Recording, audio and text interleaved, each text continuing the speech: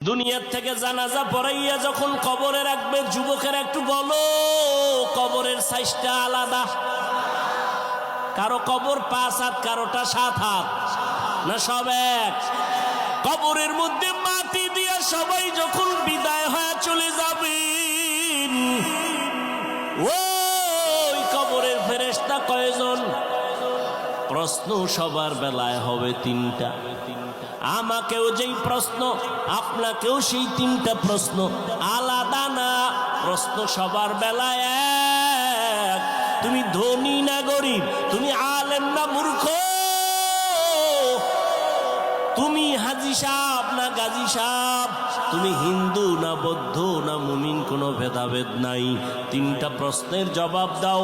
রবের পরিচয় দাও, ধর্মের পরিচয় দাও, রাহমাতুল লিল আলামিনের পরিচয়টা দাও।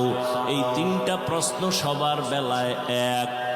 যারা আমরা হুজুর আছি তারাই পারবো, হুজুর ছাড়া কেউ পারবে না। হ্যাঁ, আরে হুজুর কেন? এই প্রশ্নের জবাব কেমনে দিবেন সেই ভয়ে আবু বকর কাঁদে, ওসমান কাঁদে, ওমর কাঁদে, হযরত আলী কাঁদেন রাদিয়াল্লাহু আনহুম আজমাইন। অথচ তাদের হাতে জান্নাতের টিকেট। তাদের কান্নার আওয়াজ কবরে কি উপায় হবে আমার?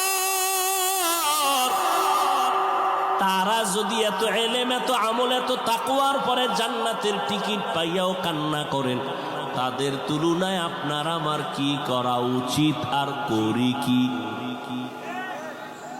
কান্না তো নাই। কেউ যদি কান্না করে, তার দিয়ে তাকাইয়া কিছু কপাল পরারা আবার হাসি তামাশা করে, কয় দেখ লজ্জা নাই কেমনে কাঁদে। অথচ কান্নার এত মূল্য।